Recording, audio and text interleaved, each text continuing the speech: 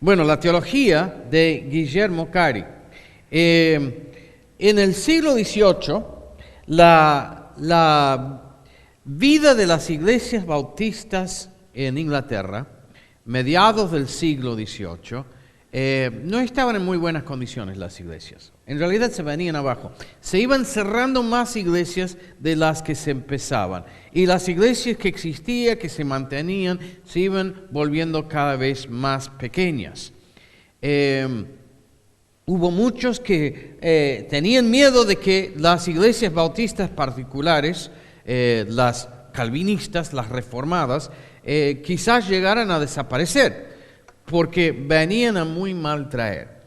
Y entonces se levanta en ese entonces, como hablamos anoche, una nueva generación de pastores que empezaron a preguntarse, ¿qué pasa? ¿Por qué nuestras iglesias no crecen? ¿Por qué no estamos viendo la bendición del Señor? ¿Por qué se están cerrando tantas iglesias? Y en esos días se levantan varios pastores, entre ellos el pastor Andrew Fuller. Y ahí tenemos una cita de Andrew Fuller que dice, y es muy fuerte la cita, pero dice de que en ese momento los bautistas estaban en peligro de convertirse en un estercolero en la sociedad. ¿Saben lo que es un estercolero? Es donde uno que trabaja en el campo y junta lo que dejan las vacas y va haciendo una pila. O sea, podríamos usar palabras mucho más fuertes. Es una forma más refinada de decir que estábamos en condiciones muy malas. Y Andrew Fuller usa esta frase para describir la situación de las iglesias bautistas en ese momento. Se venían abajo, se estaban muriendo.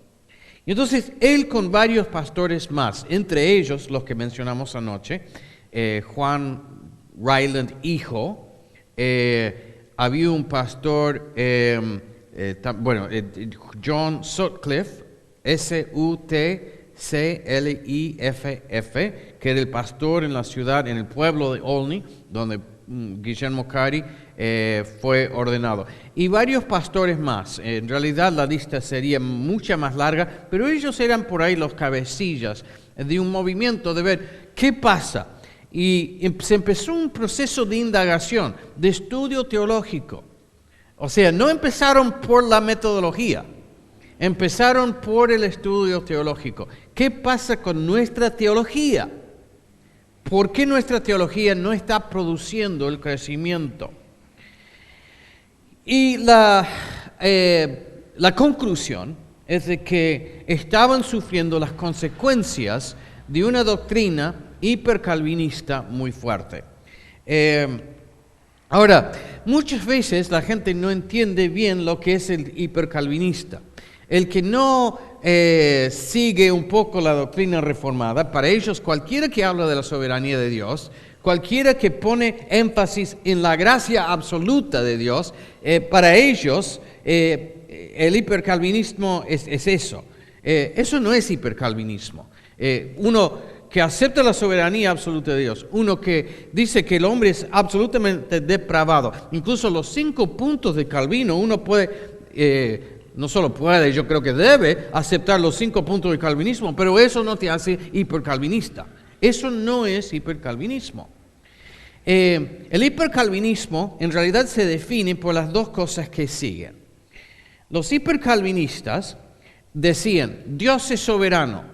Creemos que Dios es el que salva a las personas. Hasta ahí bien, estamos de acuerdo. Dios es el que opera, Dios por su Espíritu Santo, Dios hace la obra, Dios ha elegido antes de los tiempos al que va a ser salvo. Hasta ahí bien. El problema es cuando decimos en base a eso, el predicador no debe ofrecer el Evangelio. O sea, no debemos invitar a la gente, no debemos pedirle a la gente que considere las virtudes de Cristo, que no debemos decirle a la gente, miren sus propios corazones, se van a dar cuenta de la pecaminosidad de sus almas, se van a dar cuenta de la necesidad que tienen de un Salvador. No decimos, miren a la cruz, que en la cruz hay suficiencia para todo pecado.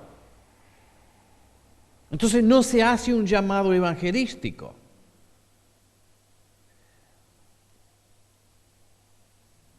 La segunda conclusión de los hipercalvinistas era no solo de que el predicador no debía ofrecer el evangelio, sino que el pecador no era responsable por responder al evangelio. Porque si no estaba entre los elegidos, no podía. Y si no podía, no era responsable. Ahora, quizás de una forma lógica, todo muy bien. Pero esta teología no se basaba en las Escrituras. Se basaba en una serie de pasos racionales o racionalistas. Conclusiones sin fundamento en las Escrituras, que eran simplemente la extensión de una postura cada vez más extrema. Yo en mi iglesia muchas veces les digo a las personas, hay que tener mucho cuidado con la teología. Cuando hacemos teología, estamos hablando de la naturaleza de Dios, estamos metiéndonos en cosas sagradas, es algo que debemos hacer. Dios nos invita a estudiar su palabra y estudiar su naturaleza, pero debemos entender que estamos metiéndonos en un terreno sagrado, entonces lo hacemos con mucha humildad. Y no debemos irnos más allá de lo que dicen las Escrituras. Y las Escrituras nos dan datos. Estoy escupiendo todo, no sé qué. Les explico de que esta semana me han hecho una cirugía y tengo 2 puntos ahí. Y estos dientes son provisorios. Así que es como ponerse nuevos zapatos, ¿viste? Y todavía no me acostumbro. Así que si yo les escupo por ahí, me van a disculpar.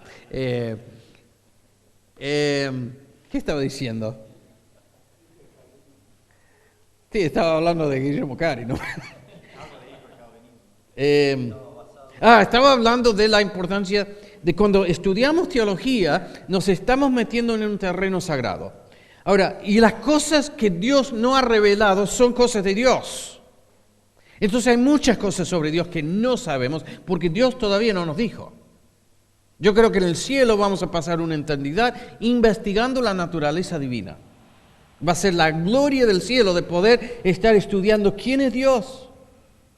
Pero ahora tenemos esto. Y acá esto es verdad completa. Cada palabra de la Biblia es cierta, pero no es verdad exhaustiva. O sea que no cubre todos los detalles de la creación del universo y de la naturaleza de Dios. Porque si así fuera, tendría que ser un libro infinitamente grande. Entonces, hay muchísimos datos que no sabemos. Entonces, no debemos cometer el error de tomar dato A de las Escrituras y dato B de las Escrituras, y en base a dato A y dato B, después sacar conclusiones C, D, E hasta la Z. Debemos tener mucho cuidado de irnos más allá de lo que dicen las Escrituras. Entonces, Dios dice de que elige. Dios dice que Él es soberano. Dios dice de que Él llama a los que van a ser salvos. Pero también manda a predicar. También dice, respondan. También clama que los perdidos respondan al Evangelio. Ahora, ¿yo puedo del todo hacer que esto encaje de una forma lógica en mi mente? No del todo. Cuanto más lo estudiamos, podemos acercar posiciones, podemos acercar estos 2 polos y podemos ir comprendiéndolos cada vez más, pero yo creo que no terminamos de cerrar la distancia en nuestra comprensión. Y debemos quedarnos tranquilos con eso. Y no querer, por un lado, decir, la forma de resolver es, tomo un hacha y saco la mitad de la Biblia. Lo de la soberanía de Dios lo vamos eliminando, hacemos de cuenta que no existe. Lo de la responsabilidad del hombre, por el otro lado, podemos decir, no, vamos a hacer de cuenta que eso no existe. En las Escrituras encontramos la iniciativa divina y a la vez la responsabilidad humana. Ahora, no siempre podemos hacer que esto concuerde en nuestra mente. Bueno, ellos hicieron cometieron el error, los hipercalvinistas, es decir, vamos a tirar para el lado de la soberanía divina, y esa parte de las Escrituras que habla de la responsabilidad humana, vamos a hacer de cuenta que no existe. Hoy en día la tendencia de la mayoría de los evangélicos es la otra tendencia, de hacer de cuenta que la elección, la soberanía divina, eso no existe. Y ponemos todo el énfasis en la responsabilidad humana como si dependiera de nosotros. Y las dos cosas son ciertas, las dos cosas son bíblicas. En aquel tiempo ellos llegaron a dos falsas conclusiones: que el predicador no debe ofrecer el evangelio y que el pecador no es responsable por responder al evangelio. Bueno, imagínense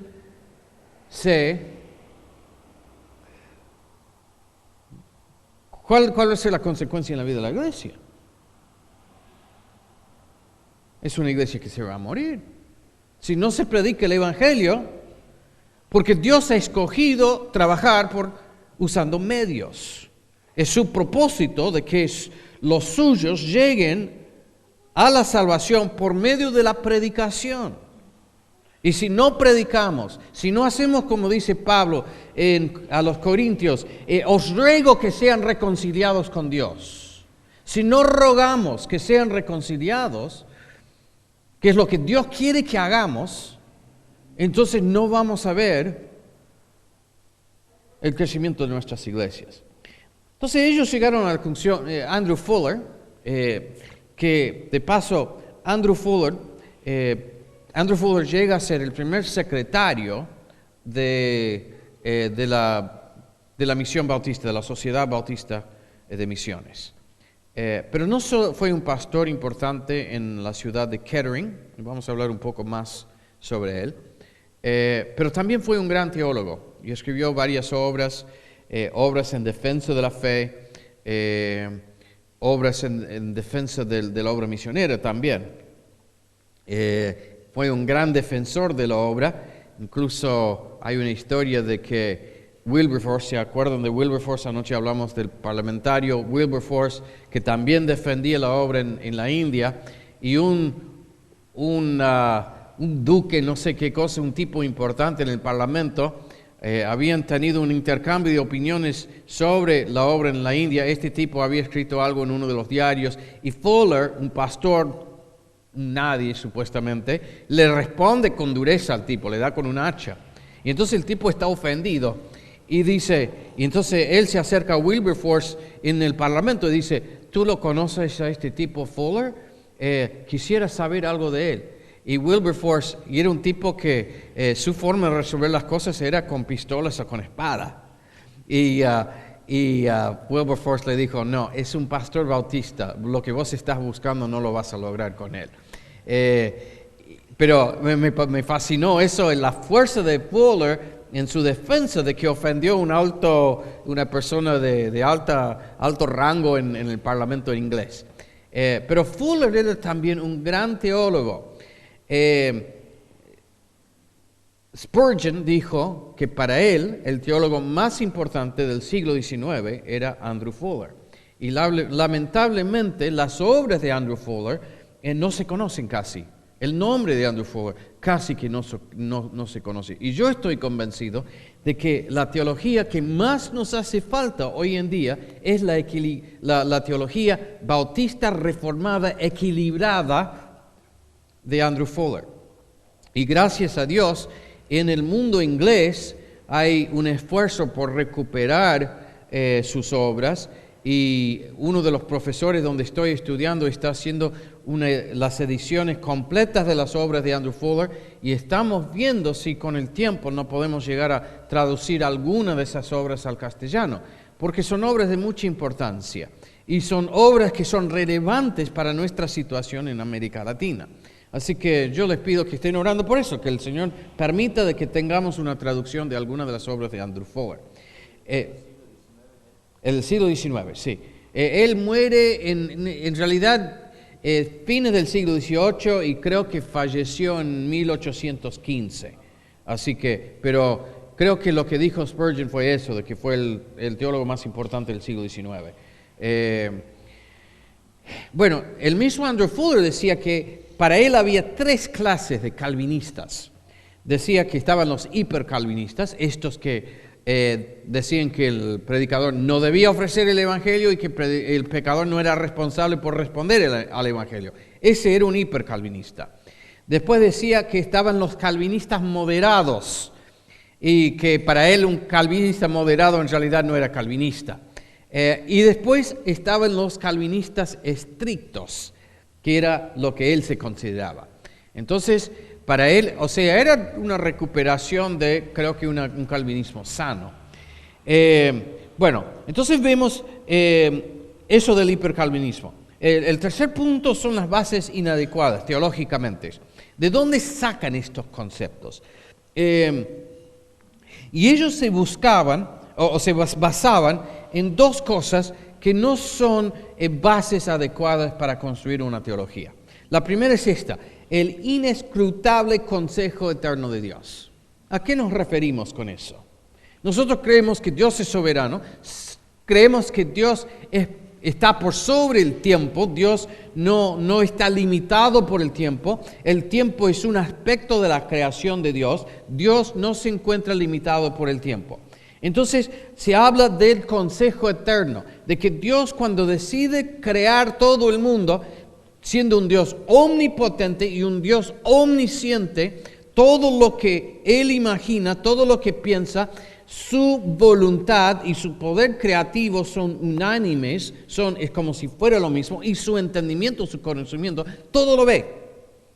Ve desde A hasta Z, alfa hasta omega, no hay detalle que se le escape, todo lo ha creado y todo es según su voluntad. Todo esto, antes de que existiéramos, ya estaba en la mente divina. Era el propósito, el consejo eterno de Dios. Ahora, ¿podemos nosotros penetrar en el consejo eterno de Dios? ¿Podemos leerle la mente a Dios? ¿Podemos volver a ese momento del pasado en que ya no podemos ni hablar del pasado porque no existe el tiempo? ¿Podemos indagar en esa realidad divina? No. Lo único que podemos entender de eso es lo que Dios decide revelarnos. Y si Dios no lo reveló, no tenemos base. Entonces ellos, entendiendo que existe, nosotros entendemos que existe el consejo eterno de Dios, ellos también entendían eso y tomaban eso como punto de partida para su teología y los llevaba a estos extremos. ¿De dónde debemos sacar nuestra teología? ¿Del consejo eterno de Dios o de las escrituras reveladas? De la revelación que tenemos en las manos. Entonces, los hipercalvinistas partían de una base, de esta base del inescrutable consejo eterno de Dios. La segunda cosa era la experiencia subjetiva del pecador de tener parte en Cristo.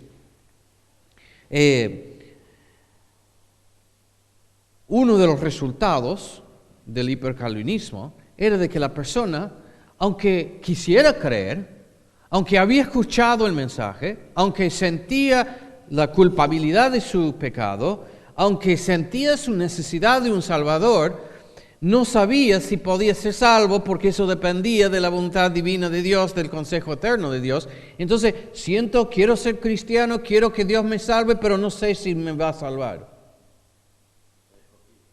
No sé si he sido escogido. Quiero decirles una cosa. Si ustedes sienten que Dios los está llamando, si sienten el peso de su pecado, porque Dios está obrando.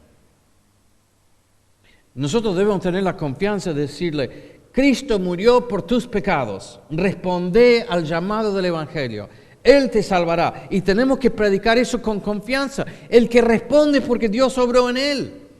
El hecho de que estamos parados en el púlpito ese día es por la providencia de Dios y está en el plan de Dios. Debemos predicar el Evangelio con confianza. Habían perdido esa confianza de predicar el Evangelio, porque se habían enredado con un racionalismo que nada que ver con las Escrituras en sí, el ejemplo de las Escrituras. Entonces, el pobre pecador, bajo convicción de su pecado, no tenía confianza de decir, Cristo me va a salvar.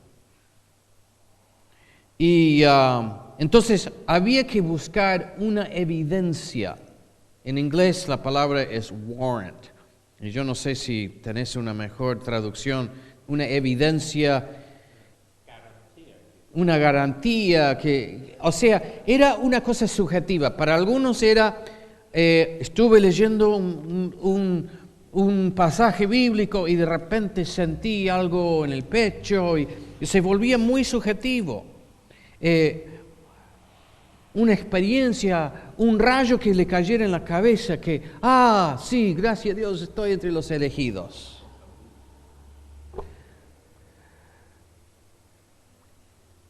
Tampoco es bíblico eso. ¿Qué debemos decirle al pecador? Si eres pecador, mira a Cristo.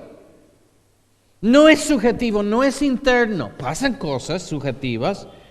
Pasan cosas, no vamos a negar que hay una realidad subjetiva interior, pero ¿en qué se basa la salvación? ¿Lo que siento en el momento? No, la confianza en la obra de Cristo. Miremos a la cruz. Es externo a nosotros, es la obra de Cristo que nos salva.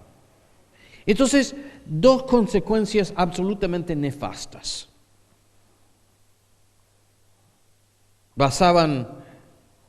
Buscaban en el inescrutable consejo eterno de Dios y la experiencia subjetiva del pecador. Bueno, viene esta nueva generación de pastores. Hay uno que no es de esta generación, es de la generación anterior en realidad. Sería de la misma generación que John Ryland padre. Un hombre llamado Roberto Hall, H-A-L-L. Roberto Hall, también viendo esta situación y siendo un hombre que está leyendo a Jonathan Edwards, escribe un libro que se llama Consuelo, no me acuerdo el título exacto, pero Comfort for Zion's Travelers, algo así como Consuelo para los viajeros a Sion. Y es justamente para todas las personas en las iglesias que todavía no tienen esta confianza. Y es un tratado que dice, acércate con confianza a la cruz. El sacrificio de Cristo es suficiente para tus pecados. Acércate y empieza a cambiar el rumbo del pensamiento. Y ya no buscar algo interno, algo subjetivo, sino simplemente confiar en los méritos de Jesús. Bueno, este libro fue clave en la misma vida de Guillermo Cari. Incluso vamos a ver qué pasa, pero en la ciudad de Bristol, en Inglaterra, hay una escuela, un seminario bautista, que es de la época de justamente de esta gente. Después John Ryland, hijo, fue el encargado de esta escuela por un tiempo. En la biblioteca está la copia de este libro de Robert Hall, la copia original de Guillermo Cari. Y tengo entendido que hasta ahora, y que Guillermo Cari escribió cosas en las páginas, fue haciendo como hacemos todos nosotros, ¿no? Marcando cosas, y que nadie ha hecho un análisis de este libro todavía. Así que yo quiero llegar antes que cualquier otro y ver qué fue lo que Guillermo Cari fue anotando en el libro. Pero lo que sí sabemos es de que este libro tuvo un impacto fuerte y resolvió muchos problemas, una lucha espiritual que el mismo Guillermo Cari tenía. Y también sirvió para el pastor Andrew Fuller, que cuando era un pastor muy joven todavía luchaba también con esa seguridad de que Dios lo había llamado y que estaba entre los convertidos. Y este libro, que es tan claro, tan simple, y es esa idea simplemente de que en Cristo hay salvación, produjo un cambio revolucionario entre estos hombres. ¿Se dan cuenta? Son pasos que nos van llevando al lanzamiento del movimiento moderno de misiones. Y es la obra original, o sea, inicial, que Dios hace en la vida de estos jóvenes pastores. Bueno, una nueva generación de pastores, existía ya la asociación de Northamptonshire.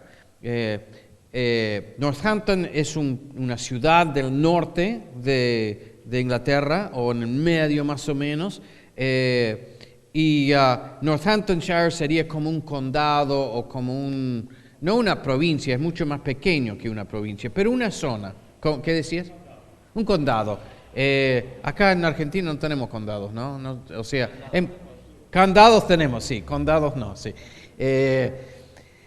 Pero es una zona, como más grande que una municipalidad, pero bueno, entonces los pastores de esta zona se asociaban y, como dijimos anoche, se juntaban.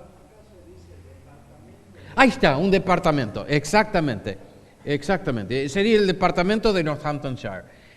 Y venían pastores de otros departamentos aledaños y fue un grupo que por la vitalidad de la vida espiritual de estos pastores más jóvenes, fue un grupo que iba creciendo y teniendo cada vez más una influencia más grande. Ahora, leyendo a Robert Hall, leyendo también vamos a ver a Jonathan Edwards, empieza a haber un cambio, no solamente en sus pensamientos, sino en sus vidas espirituales, y eso contagia sus formas de hacer ministerio. Entonces empiezan a hacer evangelismo, predicaciones en las aldeas. Era una práctica que habían hecho muchos años antes, 100 años antes, pero que se había perdido. Ya las iglesias bautistas se habían encerrado todo para adentro.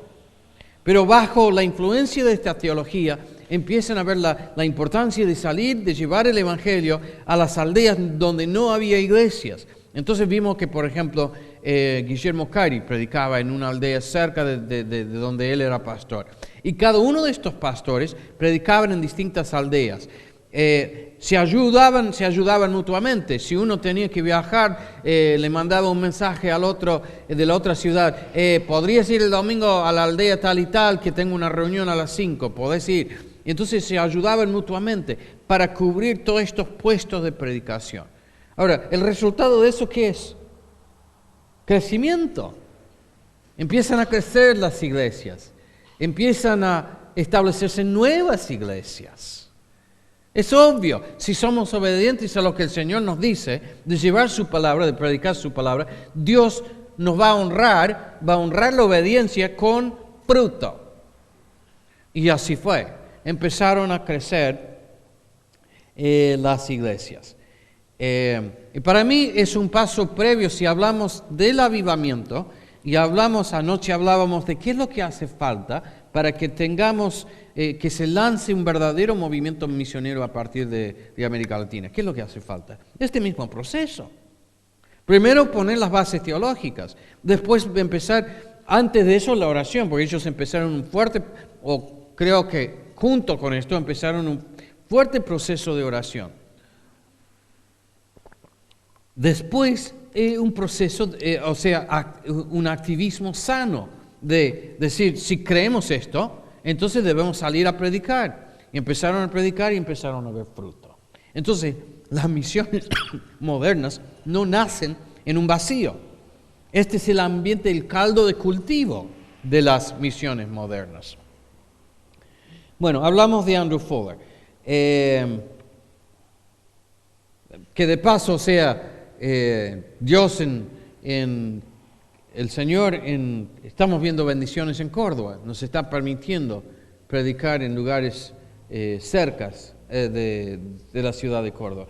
Y anoche hablaba con el pastor y me dijo que ustedes están viajando a, ¿cómo se llama el lugar? Que está a Concepción. Eso a mí me anima muchísimo, porque lo veo como que se está empezando a gestar este ambiente, el caldo de cultivo necesario para que veamos el nacimiento de un movimiento misionero. Cuando encontramos una iglesia que se preocupa de ir a 80 kilómetros para predicar el evangelio el sábado a la noche, son los pasos que tenemos que estar tomando. Bueno, Andrew Fuller era un hombre grandote, había sido luchador en su juventud.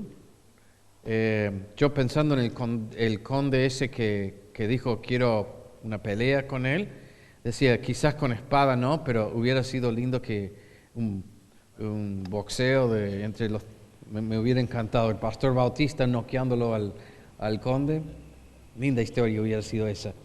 Fue el secretario de la sociedad, murió en 1815, básicamente murió de cansancio por todo su esfuerzo, los viajes. Hizo muchos viajes por todas las islas británicas levantando fondos. Pastoreaba su iglesia, mantenía la administración de la asociación, pastoreaba a los misioneros en el campo misionero. Es muy interesante leer sus cartas animando a Guillermo Cari, animando a los otros misioneros, algunas veces corrigiendo a los otros misioneros cuando han caído en un error. Escribe largas cartas sobre distintos asuntos, dando su consejo. Él básicamente se puso la asociación misionera sobre sus hombros y nosotros pensamos siempre en Guillermo Cari, que de cierta forma lo vemos como un gran héroe, pero no entendemos el esfuerzo heroico de Andrew Fuller en las Islas Británicas. Está la famosa historia de que supuestamente Guillermo Cari, cuando dijeron quién va a ir, Guillermo Cari supuestamente dice, yo voy como bajando un pozo si alguien sostiene la soga. Y Andrew Fuller que dice, yo voy a sostener la soga. Y es una linda imagen o forma de explicar cómo funciona la obra misionera. Uno que baja y otro que sostiene la soga. Y nosotros necesitamos gente que sostenga la soga. Iglesias que entiendan la importancia de sostener al misionero en oración, económicamente, emocionalmente, en todo sentido, de no soltar nunca la soga cuando hemos mandado a alguien a otra parte. Andrew Fuller, desde que se fundó la sociedad hasta su muerte en 1815, en ningún momento largó la soga. Bueno, Andrew Fuller también escribió un libro que fue el segundo libro que tuvo mucha importancia en este renacimiento misionero. El libro en inglés se llama The Gospel Worthy of All Acceptation, que traducido podría ser algo así como el Evangelio digno de ser aceptado.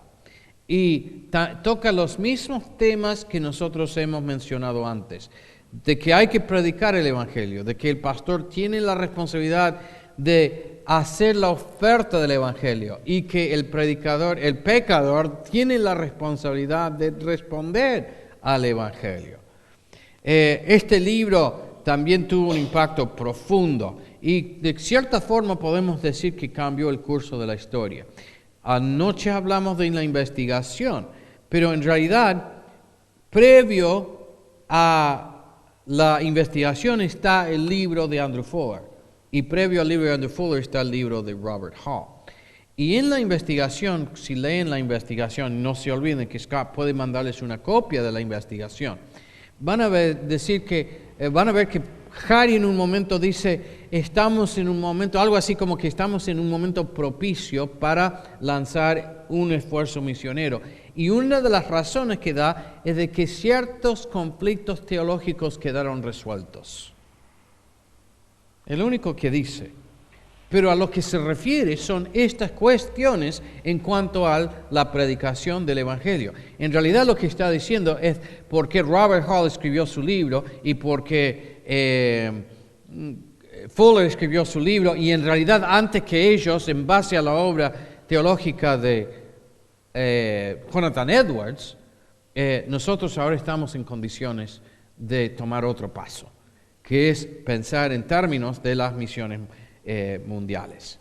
Bueno, ¿de dónde? Ahora vamos a hablar de la influencia previa. Jonathan Edwards y el gran avivamiento. Hablamos un poco anoche de cómo la influencia de Jonathan Edwards en lo que serían las colonias americanas. Jonathan Edwards ya está muerto varios años cuando llegó, pero es del mismo siglo XVIII. Nace en los primeros años del siglo XVIII y creo que muere por el 58 o algo así, pero no estoy seguro. Jonathan Edwards sería el abuelo de la obra del movimiento moderno de misiones, porque todos estos pastores encontraron respuestas en los libros de Jonathan Edwards. Jonathan Edwards escribió un libro importantísimo sobre la voluntad.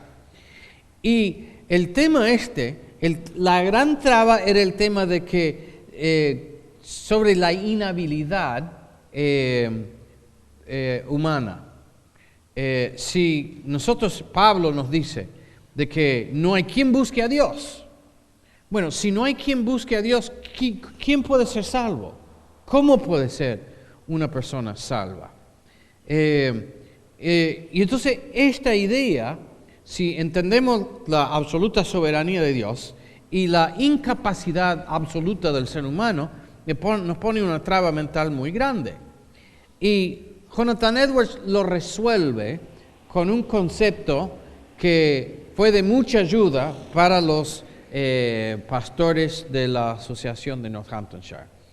Y él explica, según la óptica de Jonathan Edwards, de que la incapacidad del ser humano, la incapacidad espiritual, no es una incapacidad física o similar a eso, sino que es una incapacidad, él lo llama criminal. O sea, uno de los pastores de Northamptonshire lo explicó de esta forma. Nadie puede ser salvo porque nadie quiere ser salvo. Nadie puede venir a Dios porque nadie quiere venir a Dios. No es de que hay un impedimento de que tú no eres elegido, entonces hay como una barrera mística que te prohíbe llegar. No existe eso.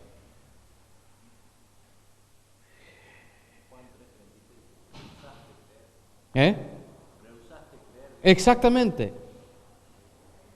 La luz viene al mundo, pero ¿qué pasa? Cuando la luz viene al mundo, el hombre, como la cucaracha, se va. Porque prefiere la oscuridad, porque sus obras son malas. Entonces dice, es un problema de la voluntad, es el hecho de que no quiere. Ahora, hay algunas quizás deficiencias en la teoría, algunos lo han marcado, pero para los pastores de la Asociación de Northamptonshire fue una clave para entender que sí se podía predicar el Evangelio.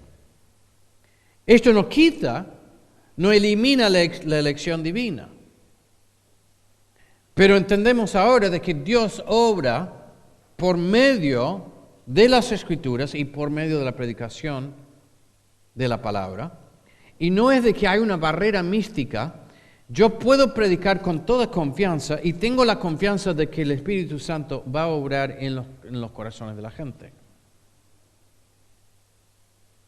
Entonces es un poco ver las cosas del otro lado. Este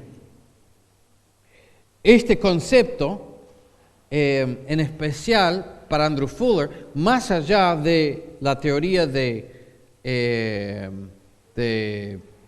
Jonathan Edwards, que es un poco complejo en realidad, también fue de mucha importancia.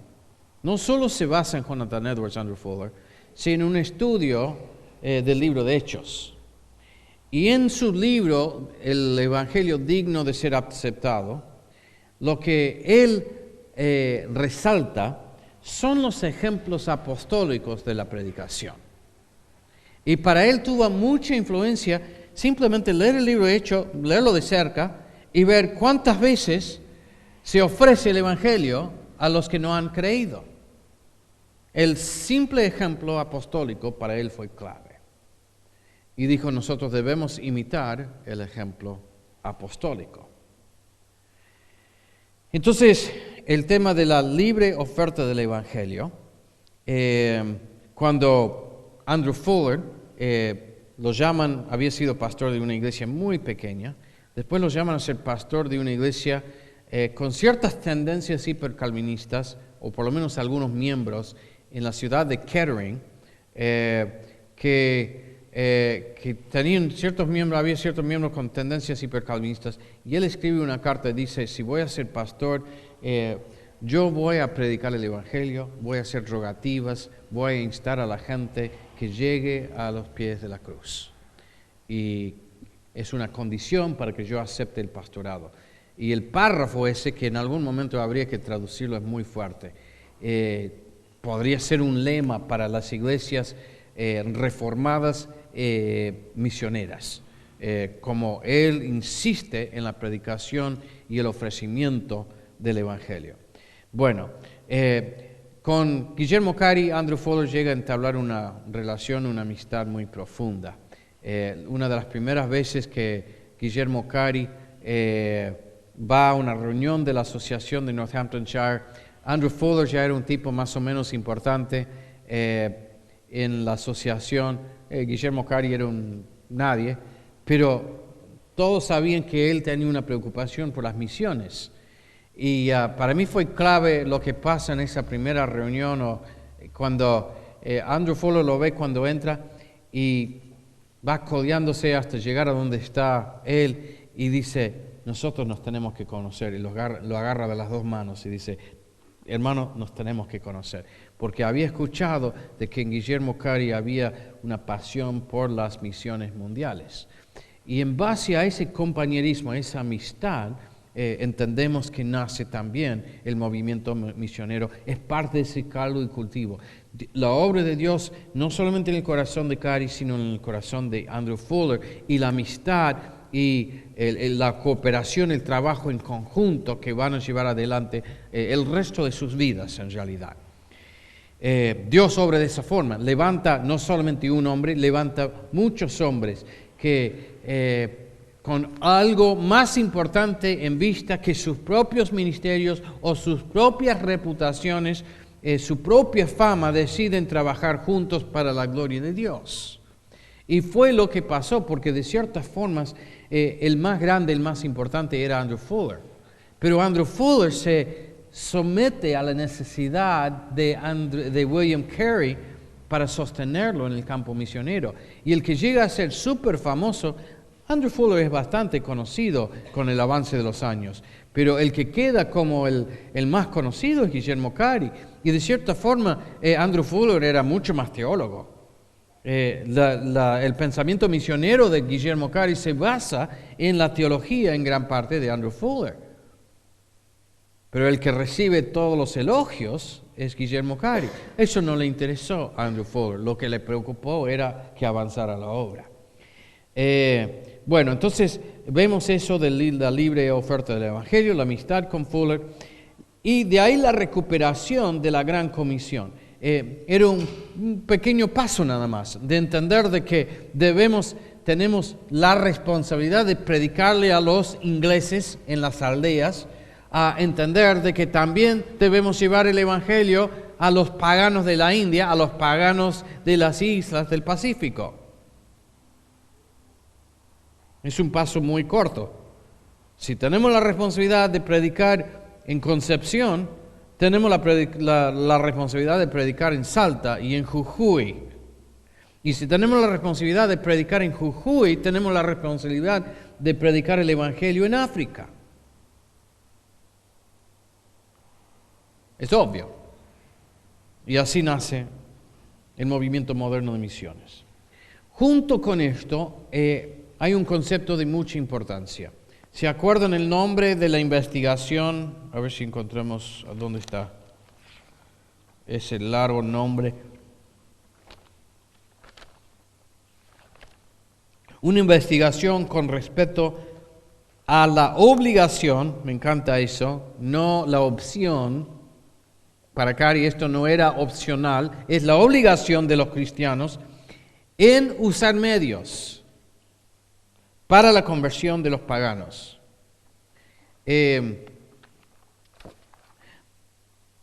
Cari desarrolló una teología misionera del uso de los medios, que tenía como contexto la doctrina reformada de la providencia. ¿Qué quiero decir con eso? ¿Qué son los medios? Los medios son muchas cosas en realidad productos de la cultura humana. Nosotros hacemos en el seminario un curso sobre la cosmovisión y tenemos una definición muy breve de lo que es la cultura. Hay definiciones más largas que son importantes, pero una de las más sencillas es de que la cultura es lo que el hombre hace con lo que Dios hizo. O sea, Dios hace la creación. Dios ha creado todo lo que nosotros vemos. A nosotros nos ha dado la capacidad de tomar lo que Él ha creado y formar cosas nuevas en base a lo que Dios ha hecho. Hay potencialidades en la creación de Dios. Entonces podemos tomar arena y podemos derretir arena y hacemos vidrio y con el vidrio armamos un púlpito. Entonces, en base a la creación original de Dios, creamos un objeto cultural.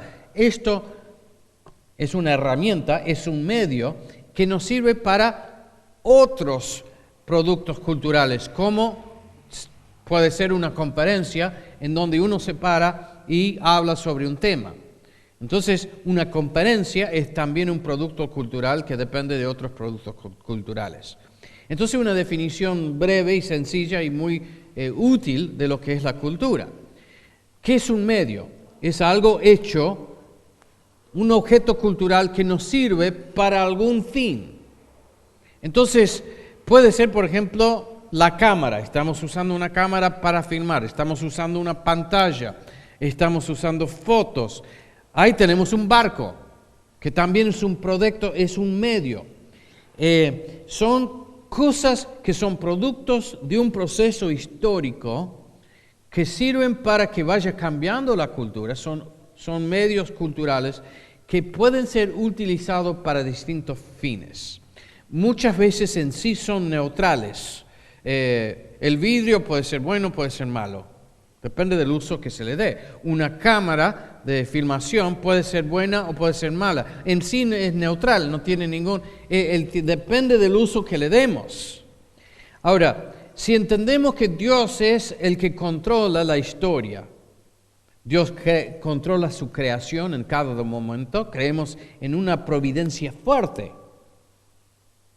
Hoy en día hay una tendencia de ser más, los evangélicos son más deístas. Es la idea que Dios se alejó. Hay un proceso físico que continúa y Dios le dio cuerda al principio, pero Dios ahora está bastante lejos. No es así. Dios en su providencia está cerca en todo. Y Dios sostiene en cada momento su creación. Y la historia, todo lo que ocurre en el contexto de la providencia de Dios. Ahora, no quiere decir que todo sea bueno. En la providencia de Dios hay cosas que el hombre hace que no son cosas buenas. Pero también en la providencia de Dios surgen estos productos culturales según la voluntad de Dios. Y Guillermo Cari lo veía de esa forma. ¿Se acuerdan el argumento de anoche? De que él decía, ¿y cómo lo vamos a hacer si los que hacen comercio, los comerciantes, pueden subirse a un barco, irse a un lejano país para hacer negocios? Ese mismo medio está disponible para el fin de propagar el Evangelio. Entonces, Guillermo Cari miraba su mundo y lo veía lleno de potencialidades para el Evangelio. Si nosotros conocemos un poco de la historia de la Reforma Protestante, por un lado es un movimiento del Espíritu, por el otro lado es una recuperación del Evangelio, la recuperación de sola Escritura, pero también es producto de un cambio cultural y de un medio cultural que Dios en su providencia pone a disposición de su obra, que es la imprenta. Justo cuando Martín Lutero clava la tesis, ¿por qué otros habían hecho cosas parecidas antes? ¿Cuál es la diferencia con Lutero? Alguien dice, vamos a imprimir esto. Y se propaga. Y es como una llama que va encendiendo fuegos y se extiende en la providencia divina. Y Guillermo Cari entendía esto. Entonces, él dice, tenemos que aprovechar los medios. Y nosotros hoy en día tenemos también a nuestro alcance muchos medios. El hecho de que estamos usando una cámara, esto está en línea con el concepto de Guillermo Cari. Esto aplicado a la obra misionera es revolucionario. La providencia como contexto. Ahora, cuando eliminamos el concepto reformado de la providencia, caemos en problemas. Porque ahí quedamos con los medios sin contexto teológico y ahora no confiamos en el Dios de la providencia, confiamos en los medios. Y eso con el paso del tiempo ocurre. En la misma misión, después hay otros que surgen, por ejemplo, después de la muerte de Andrew Fuller empieza a haber grandes problemas en la misión. Y es por un cambio de visión de algunos que dependen más de los medios que del Dios de la providencia que ha provisto los medios. Entonces, necesitamos siempre poner el uso de los medios en ese contexto de la providencia de Dios. Pero si mantenemos ese equilibrio, los medios usados en el contexto de la providencia divina, lo que surge es una teología misionera reformada, que nos permite ser agresivos, o sea, pujantes, avanzar con mucha audacia, pero siempre confiando en el Señor y no distanciándonos de la voluntad divina y no perdiendo de vista la importancia de que Dios nos esté guiando en todo y de que solamente por medio de Él en realidad se van a lograr las cosas. En 1800 y después luego en 1805, cuando ya se establece la misión en Serampur, ellos escriben lo que se llama el Compacto de Serampur, o sería una especie de pacto, es un acuerdo entre los misioneros. Y en realidad son varias hojas y con el favor de Dios lo vamos a traducir y lo vamos a publicar, porque hay muchas cosas importantes sobre el pensamiento misionero de Guillermo Cari. Pero hay un párrafo que es que me parece que es muy importante y lo hemos traducido. Dice, y este pacto ellos todos los años renovaban una especie de voto y firmaban de nuevo el pacto, los misioneros que trabajaban en Serampur. Era como renovar su compromiso con estos conceptos. Dice, estamos firmemente persuadidos que si Dios no diera el crecimiento, en vano Pablo hubiera plantado y Apolos regado. Estamos convencidos que solo creerán los que están ordenados para la vida eterna. O sea, que netamente reformados en su postura teológica. Y que Dios solo puede añadir a la iglesia los que han de ser salvos. Sin embargo, aquí el equilibrio.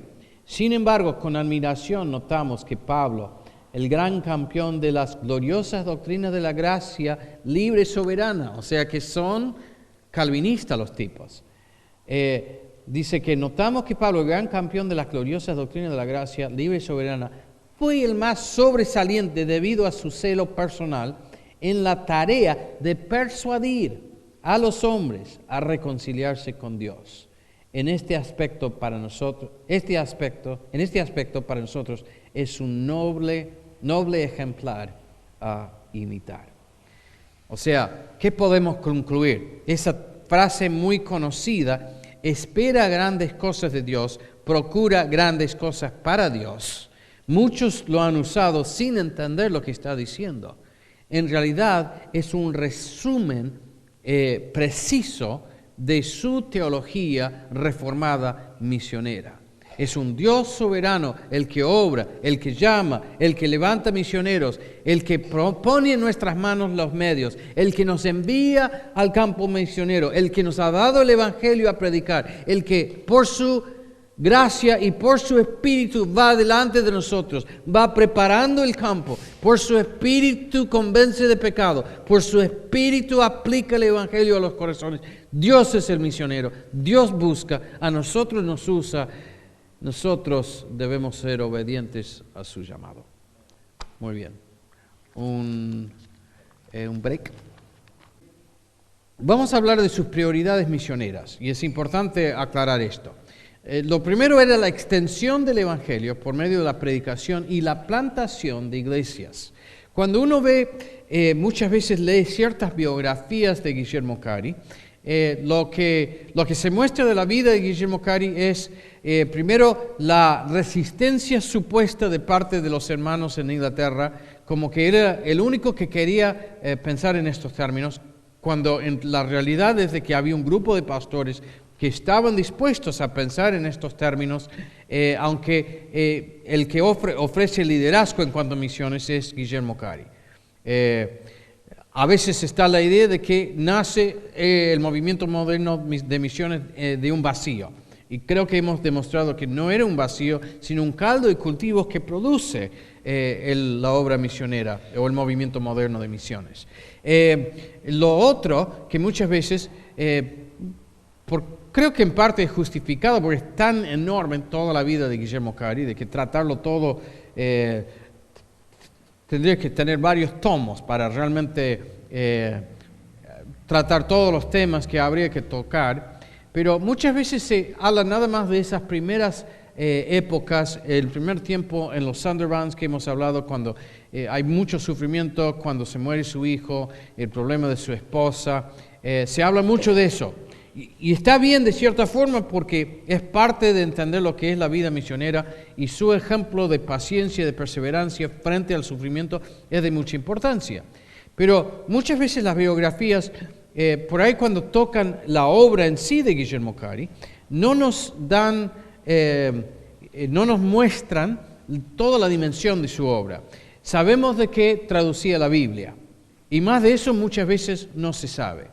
Pero la realidad era que todo eso eran trabajos anexos a lo que era para ellos la obra, el trabajo central, que era de la predicación y plantación de iglesias. Ellos tenían un sistema y querían extender el sistema por todo el continente de la India, el subcontinente índico. El sistema era de que mandaban equipos de avance que iban viendo el lugar, haciendo un reconocimiento del lugar. Después se predicaba por la zona, buscando puntos de predicación. Iba un misionero europeo y llevando consigo trabajadores nacionales que lo acompañaban.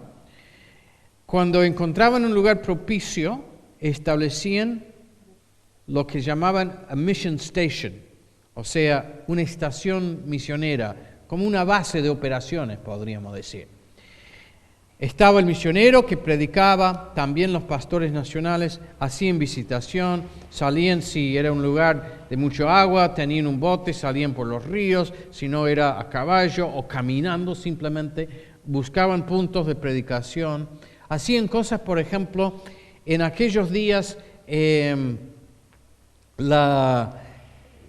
había una costumbre en la India, había ciertas personas que eran como payadores, podemos entenderlo de esa forma.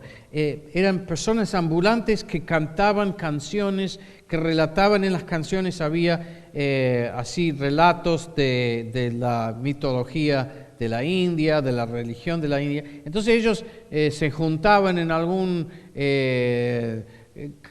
punto de importancia, una plaza, lo que fuera, y cantaban, la gente se juntaba para escucharlos.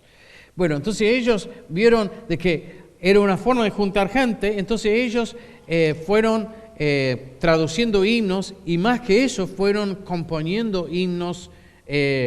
Por ejemplo, Krishna Pal, el primero que se convierte, escribió varios himnos en el idioma de la India, en bengalí. Y entonces salían y cantaban himnos en lugares donde podían juntar gente. Y juntando gente de ahí, entonces predicaban el Evangelio. Cerca de Serampur iban y predicaban, y después cuando había gente interesada, decían, los invitaban que vinieran y que pudieran hablar con los misioneros o con los pastores nacionales. Y esta forma de trabajar lo fueron extendiendo. También encontraron que por medio de la educación podían tener una entrada. Entonces había un gran interés de que los chicos fueran a la escuela, no había un sistema de educación. Entonces una mujer de mucha importancia fue la mujer de Joshua Marshman, uno de los misioneros que vinieron en la segunda tanda, Hannah Marshman. Ella empezó a fundar escuelas y llegaron a tener, si no me equivoco, como 1000 escuelas en toda la zona. Y trabajaban con un sistema que se llama se me escapa el nombre. El Lancaster System, el sistema Lancaster, que no voy a entrar en los detalles, pero es muy interesante el sistema Lancaster. Era un sistema que se enseñaba a unos alumnos en la medida que ellos aprendían las lecciones, enseñaban a otros alumnos. Y era la forma de que un profesor podía enseñar a muchos niños. Entonces armaban escuelas con el sistema Lancaster por todas partes. Entonces iba el misionero, encontraba un lugar donde había cierta recepción de la predicación. Ahí se establecía una escuela y había también ponían quizás un edificio, un lugar donde podían ellos predicar. Y el pastor nacional empezaba a pastorear la gente. Estaba el misionero europeo para supervisar eso, y después, si había una extensión, un crecimiento de la obra, podían tener otros pastores y se iban estableciendo varias iglesias. Este sistema fue creciendo y creciendo y creciendo. Cuando uno lee los informes que mandaban, en el curso de 20 años establecieron puntos de predicación por muchas partes del país. Y todo eso, raras veces, un trabajo impresionante, enorme lo que hicieron. Llegaron a mandar misioneros también a la isla de Java, también a las Molucas, también a Birmania. Birmania, hay un famoso misionero bautista de Estados Unidos, Adoniram Hudson, el primer misionero bautista de Estados Unidos, que hace una obra impresionante en Birmania, pero en realidad la obra fue establecida por el hijo de Guillermo Cary, que viajó, estableció, después tuvo problemas, se metió en problemas el hijo de Cary, pero fue Hudson y tomó su lugar, y en base a la obra inicial que sale de Serampur, se extiende la obra por toda Birmania, y hay un pueblo en el norte que es toda una tribu, en inglés the Karens o Karens, ¿cómo se dice? ¿Tienen idea? Toda una tribu que se convierte al Señor. Son cosas que me surgen, sí. ¿Puedo hacer una pregunta? Sí. Antes de pasar punto. ¿Cómo hacía Guillermo Cary, o especialmente con la cuestión del cristianismo que ellos llevaban a una cultura allí en lo hindú, que no son cristianos? ¿Cómo es que presentaban el Evangelio? ¿Viste? Para hablar de Dios, de Jesucristo, de la ley de Dios. ¿Cómo encajaban ellos? ¿Cómo lo lograban? Muy buena pregunta. ¿Cómo hacían ellos para presentar el Evangelio, Cristo, en una cultura absolutamente pagana? Hay una cita, creo que de William Ward, que decía que cuando llegaron a la India descubrieron que había 1 millón de dioses y quedaron atónitos por el paganismo, algo inesperado, algo que no habían experimentado antes. Y después William Ward escribe varios tomos sobre el hinduismo. Es el primer estudio etnográfico del hinduismo en la historia. Tiene algunos errores, pero es la primera vez que alguien hace un estudio serio del tema. Y es muy interesante su forma de evangelizar, porque fueron al choque. Guillermo Cary se paraba y decía, sus dioses no son verdaderos dioses, son falsos dioses. Él le tenía bronca a los brahmin, los brahman, los que eran de las castas altas, o sea, había la casta más alta, y después eran todas las demás castas. Y después estaban los que no tenían casta, eran los no tocables. Y él atacaba directamente a esa casta alta, porque ellos eran reconocidos como una especie de Dios hombre. Y entonces él los atacaba directamente, iba al choque con ellos. Él conocía mejor que ellos muchas veces sus propios escritos. Y entonces él les hacía preguntas, ¿cómo pueden defender esto? ¿Esto les parece lógico? Y era muy, muy así al choque. Algunos que estudian, algunos estudiosos hoy en día dicen, no sé si era bueno que fuera tan chocante. Pero él decía, yo a veces los agarro a los golpes, como queriendo, y él ponía el ejemplo, si mi amigo, yo encuentro de que está dormido en su casa y la casa se ha incendiado, yo por amor a él voy a entrar y le voy a dar un par de golpes para que se despierta y que salga de esa casa antes de que muera. Entonces era muy, muy al choque y debatía con ellos, con los musulmanes también, públicamente. Y no sabían cómo responderle, porque era un tipo tan estudioso, de que había estudiado mejor que ellos los detalles pero lo que ellos también se dieron cuenta de que al final lo único que convierte es la obra del Espíritu Santo. Entonces, creo que hubo un cambio progresivo en que empiezan a depender más, no de esa apología tan directa, y más de una predicación directa de la cruz. Y a mí me parece, yo quisiera estudiarlo más. A mí me parece muy interesante eso. Yo creo que hay poder en la misma predicación de la cruz que va más allá de la apologética. La apologética es la idea de que te voy a demostrar de que tu Dios es falso. Yo creo que en el fondo todos sabemos que es un Dios falso. Lo que necesitamos es escuchar el Evangelio y que por el poder del Espíritu Santo seamos confrontados con la verdad de la cruz. Y eso siempre existió, pero creo que hubo, en la medida que ellos fueron ganando experiencia, siempre existió esa parte de confrontar la mentira de las religiones falsas, pero fueron poniendo cada vez más énfasis en la predicación directa, una declaración del Evangelio. Cristo murió por tus pecados. Sí. Yo creo que lo importante para un misionero que llega a cierto lugar, especialmente pagano, sin mucha creencia, son incrédulos, lo que puede fortalecer a ese misionero es la convivencia con ellos, en unidad, en amor y como buscando sus necesidades, porque puede haber gente enferma, gente con problemas, una ayuda espiritual, y eso refuerza, ese testimonio va a reforzar la actitud de explicar el Evangelio. Sí, no, y todo eso lo hicieron. Por medio de las escuelas, era una forma de llegar a la gente y suplir una necesidad muy grande de la gente. Sí.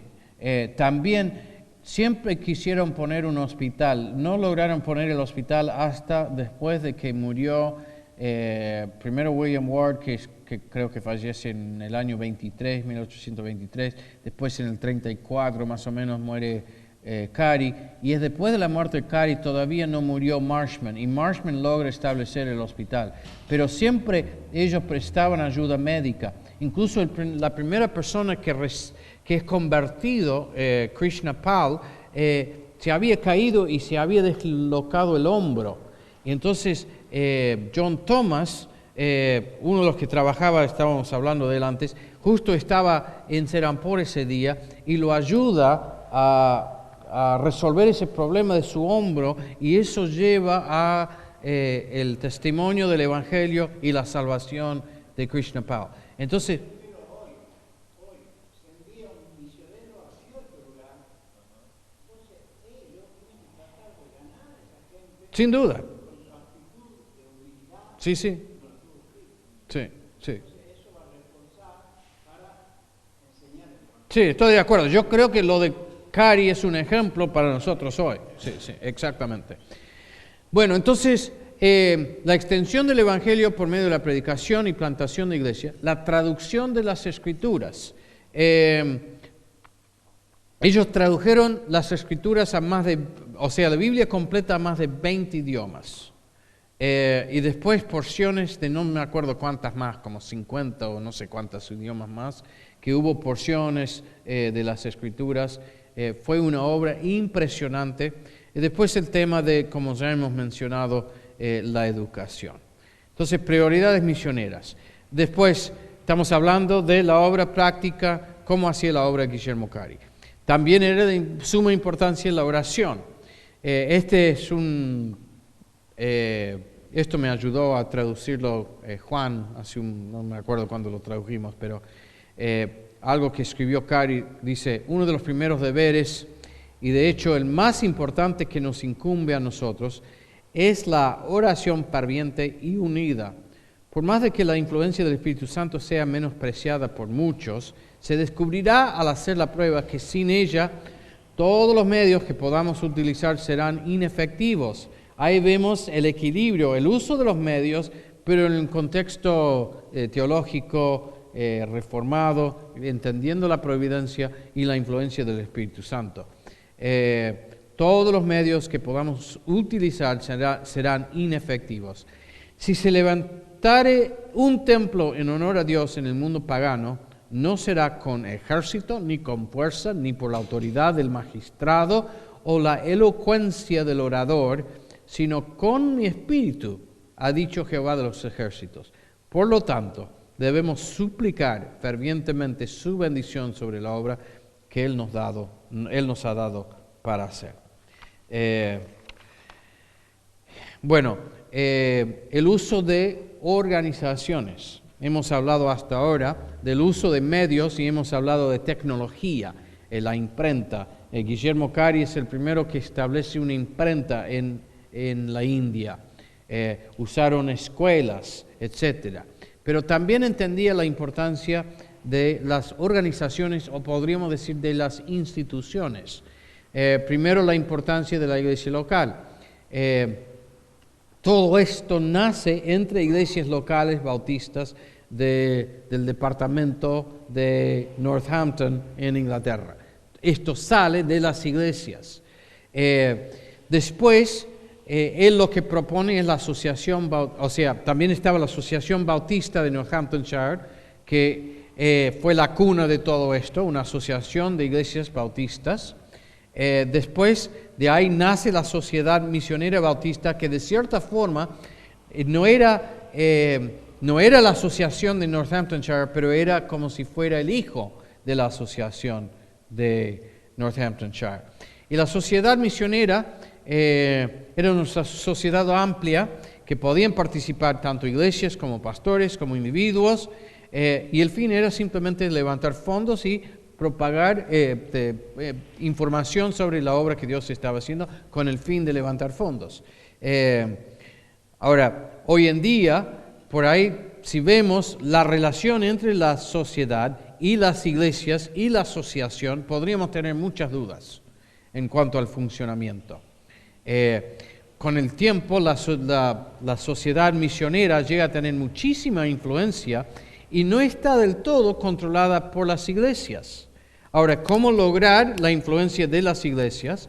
Y hay muchas cuestiones políticas que después suceden, que son muy interesantes. Había una puja entre las iglesias de Northamptonshire y las de Londres. Las iglesias de Londres en un primer momento no se quieren sumar.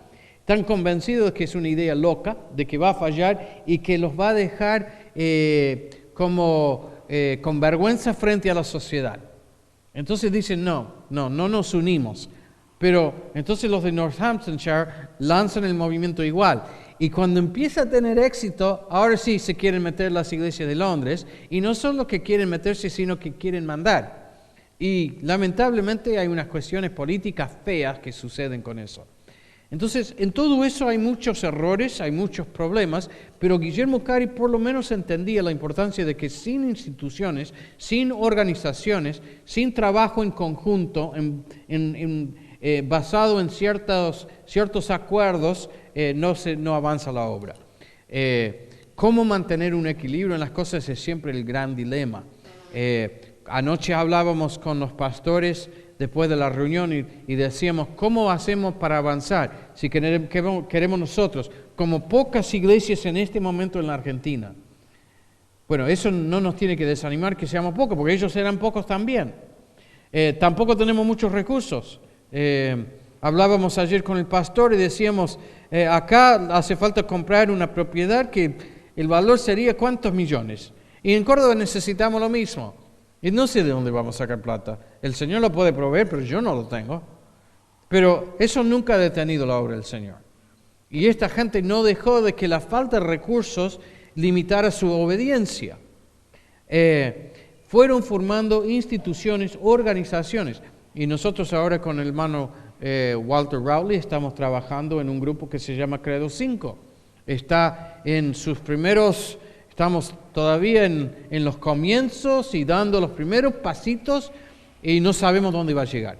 Pero es necesario encontrar un mecanismo, una institución, una forma de empezar a unir esfuerzos. Así que mucha oración, que el Señor nos guíe. Es complicado porque hay ciertas cosas que son importantes, pero si lo volvemos demasiado restrictivo, entonces no avanzamos, pero si es demasiado abierto, se vuelve un lío. Entonces, ¿cómo se encuentra el equilibrio? Necesitamos que el Señor nos guíe. Bueno, Guillermo Cari entendía la importancia de esto. Entonces formó la Sociedad Misionera. Después, la misión de Serampore era en realidad una institución aparte, una institución hermana de la Sociedad Misionera Bautista en Inglaterra, pero que, según el entendimiento de Guillermo Cari, no estaba bajo la autoridad en sí de la sociedad misionera, sino que mandaban los misioneros en el campo. Eso después crea muchos problemas, mucho conflicto entre la sociedad y la misión. Y hay cosas que no se resolvieron bien. Es el problema cuando no podemos prever el futuro y necesitamos que Dios nos guíe en cuanto al armado de las instituciones. Después armó el Serampore College, la universidad. Y por los conflictos que surgieron entre la Sociedad Misionera Bautista y la misión de Serampore, después en realidad esto todo sucede después de la muerte de Andrew Fuller, porque Andrew Fuller, por su peso político, por el respeto que tenía de todas partes, de todo el mundo, cuando, por ejemplo, la gente de Londres querían hacer problemas, Andrew Fuller tenía peso suficiente como para pacificar, para traer paz a la situación. Pero cuando muere Andrew Fuller ya no tienen ese líder que puede lograr eso en Inglaterra. Y entonces empieza a haber conflicto entre ellos, la sociedad y la misión en la India. Después, cuando Guillermo Cari ve la necesidad de levantar un seminario y la universidad en la India, no encuentra el apoyo de la sociedad que en realidad hubiera hecho falta. Hubo un problema de comunicación de parte de él para hacer entender la importancia de esta obra y hubo una renuencia de parte de la misión, de la sociedad en Inglaterra de apoyar. Ya en realidad se había perdido creo que esa dinámica, ese liderazgo dinámico que había con Andrew Fuller, y empiezan a replegarse un poco. Y eso crea un conflicto muy grande entre Guillermo Cari y la misión después de la muerte de Guillermo. Pero el tema es de que entendía la importancia de formar instituciones, o sea, y al final formar instituciones no es otra cosa que trabajar en equipo. Encontrar gente, trabajar con gente, hacer un acuerdo en cuanto a cómo se va a trabajar. Bueno, ya hemos hablado de la tecnología, un poco, hay muchas cosas por hablar de la tecnología. Algo que me fascina de Guillermo Cari, sabemos que tradujo la Biblia a 20 idiomas, o la Biblia completa, parte de la Biblia, muchos idiomas más. En realidad él formó la organización de traducción más grande del mundo hasta ese punto. En Serampore hay un momento en que hay más de 200 personas trabajando en la traducción y en la impresión de las Biblias. No solo eso, sino en las escuelas y en la predicación y la extensión del Evangelio. Ellos traían personas que no eran creyentes para trabajar también en la imprenta, para trabajar en otros emprendimientos. El hecho de imprimir la Biblia en la India era todo un desafío. Primero había que traducirlo con todo lo que eso representa. Eso de por sí, hacer una traducción de la Biblia en un idioma nada más, es algo que creo que para la mayoría de nosotros es inimaginable. Hacer la traducción, hacerla corregir, todo el proceso de traducir toda la Biblia a un idioma. Para traducirlo, Guillermo Cari primero tenía que aprender el idioma. No solo tenía que aprender el idioma, sino después tenía que hacer el diccionario. En bengalí, el primer diccionario en bengalí lo hace Guillermo Cari, no existía. Hoy en día, si vos querés aprender francés, inglés, alemán, el idioma que se te antoje, hay un diccionario y hay un libro de gramática. Para estos idiomas de la India, nada de eso existía. Tampoco existía un alfabeto. Entonces ellos tuvieron que inventar la tipografía para imprimir la Biblia. En aquellos días, para imprimir una Biblia, era con una imprenta y había que armar cada página con los tipos, las letras hechas de plomo, y se armaba la página letra por letra por letra por letra. Un trabajo de monos. Cada página. Se imprimía la página, se desarmaba. Había que primero corregir de que todo eso estaba bien. Había que imprimirlo, leerlo, a ver si está bien. Y después pasar a la siguiente página. Antes de hacer ese trabajo, había que inventar la tipografía. Entonces ellos pusieron lo que se llama una fundición de tipos, y son los primeros que trabajan son los primeros idiomas del Oriente hechos de esa forma. O sea, un trabajo cultural enorme para simplemente llegar al punto de imprimir la Biblia. Ahora, tecnológicamente, para imprimir la Biblia, te hace falta una imprenta. Ellos trajeron la primera imprenta a la India, no existía antes. Después, tenés que fabricar la tinta y tenés que conseguir papel. Las primeras Biblias se hacían con un papel traído de Gran Bretaña.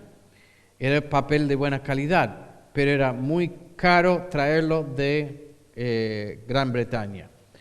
Se fabricaba un papel en la India, pero un papel tan berreta de que cuando compraban el papel era hecho con arroz, y cuando traían el papel lo tenían un par de días y las cucarachas se comían el papel.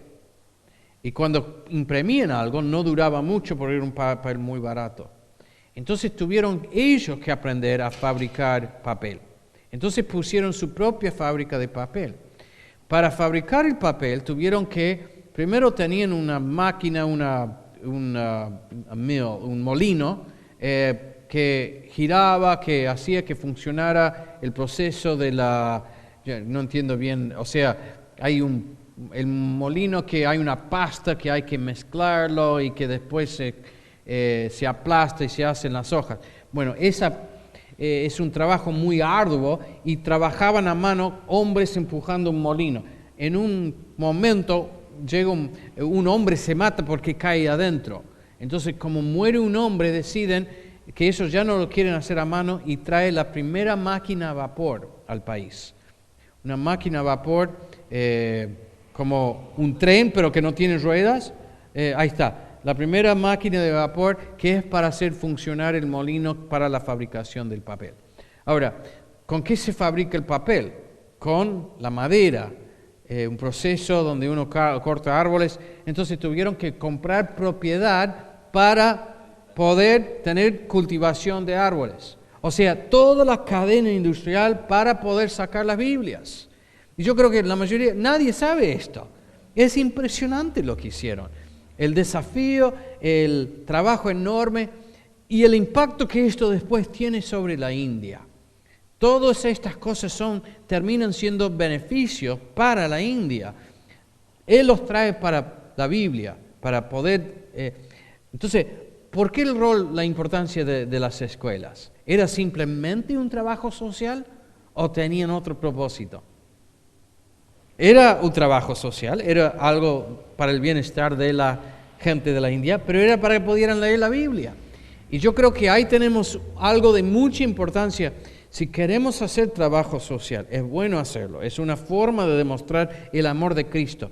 Pero lo mejor es hacerlo en ese punto donde se cruza nuestro propósito evangelístico con la necesidad social. Y había una necesidad social que era de aprender a leer, pero que eso se cruzaba directamente con el propósito evangelístico de los misioneros que querían compartir las Escrituras. Bueno, podríamos decir mucho sobre las finanzas, vamos a pasar eso por alto. Hay algo que quisiera destacar, lo que yo llamo la mentalidad de clase trabajadora. Vimos de que ellos venían, eran hombres de trabajo. Todos estos pastores, Andrew Fuller, por ejemplo, había sido, su papá tenía una pequeña granja, Guillermo Cari era zapatero, eran todos hombres de la clase trabajadora. No eran, por lo tanto, muchas veces la clase alta de Inglaterra, había prejuicio hacia ellos, pero yo creo que eso de que eran de la clase trabajadora era algo clave. Había una revista importante en ese momento en donde hubo un hombre muy refinado, muy educado, que los critica. Dice, no sé qué están haciendo estos tipos en la India. Y los critica por ser calvinistas, por ser bautistas y por ser un nido, y los llama un nido de mecánicos. Ahora, decir que eran mecánicos en esos días, el mecánico para nosotros es uno que arregla un auto. En aquellos días, el mecánico era uno que trabajaba con máquinas o trabajaba con las manos. O sea, una persona de trabajo. Y para ellos, de la clase alta, era indigno esto. Era algo de la gente muy común, trabajar con las manos. Entonces ellos los despreciaban por ser gente de trabajo. Pero yo creo que la obra del Señor, si vemos la practicidad de Guillermo Cari, un hombre de trabajo sabe hacer las cosas. Nosotros tenemos un hombre en la iglesia que es misionero. Uno de los más grandes misioneros que conozco, se llama Carlos Cañete. Y la obra que hemos empezado en Cachi es por todos los viajes misioneros que ha hecho a través de los años Carlos Cañete. Y Carlos Cañete es un tipo medio MacGyver. Si vamos en un viaje misionero, yo quiero que vaya Carlos Cañete, porque tiene su cajita de herramientas y sabe arreglar lo que sea. Entonces, si se te sale una rueda del auto o de la camioneta, él con un chicle te lo va a arreglar. Y he visto que ha hecho cosas milagrosas. Yo vi una vez que con un alfiler arregló un auto que tenía un problema con un acelerador. Es un tipo que sabe cómo hacer las cosas con las manos. Ahora, esa mentalidad de hacer las cosas la vemos en Guillermo Cari y en los que son parte de su equipo. Son hombres que dicen, ¿cómo funciona una imprenta? La vamos a armar. Necesitamos tipo. ¿Cómo se hace? ¿Cómo se fabrica? A ver cómo se hace. Vamos a aprender y lo vamos a hacer. Un tipo de clase alta hubiera dicho, no, yo no me ensucio las manos. Eran tipos dispuestos a ensuciarse la mano. Él trabajó en la plantación con sus manos, plantando. Entonces, Dios usó esta clase de hombres y me parece que eso es clave para entender lo que sucedió. Bueno, pasamos rápidamente a su legado histórico. Ya hemos hablado de que es el padre de las misiones modernas. Eso ya de por sí es enorme. Después hay un movimiento que se llama el Renacimiento hindú. Y no tenemos tiempo de tratar esto en profundidad. Pero hay una revolución, un renacimiento cultural en la zona de Calcuta a partir de la época de Guillermo Cari. Que al final produce este hombre. Este hombre es el producto final del renacimiento hindú. ¿Dónde comienza el renacimiento hindú? Con Guillermo Cari. Con Guillermo Cari y el diccionario en bengalí y la primera imprenta. Guillermo Cari empieza a publicar, ellos publican revistas y diarios en bengalí para que los que están estudiando en sus escuelas puedan tener algo para leer que no sea la Biblia, información que expanda su mentalidad, con artículos sobre África, sobre la geografía, sobre la ciencia, sobre muchas cosas. Y entonces leyendo esas revistas que salían de Serampur, la gente se iba educando. Ahora, no todos se hacían cristianos, pero empezaron a aprender a leer. Y entonces surge un movimiento literario bengalí que es producto directo de la obra, del trabajo de Guillermo Cari en Serampur. Ese movimiento literario produce un hombre llamado Rabindranath Tagore. En castellano podríamos decir Tagore. Tagore era un poeta que fines del siglo XX o principios del siglo XX es la primera persona no nacido en Europa que recibe el Premio Nobel de la Literatura. Es un bengalí que escribe poesía en bengalí y en inglés y recibe el Premio Nobel de la Literatura. Y él reconoce de que la literatura bengalí comienza con Guillermo Cari. Entonces, un movimiento cultural enorme que produce grandes autores, también científicos, un movimiento, una explosión cultural, que después lleva al movimiento de la liberación, que es este tipo, Gandhi, que luchan por la libertad de la India, del imperio de los ingleses. Todo empieza con Guillermo Cari. Y aunque en términos generales no se habla, los que saben del tema saben de que eso nace con Guillermo Cari. Entonces, no solo el Evangelio, sino un impacto cultural impresionante.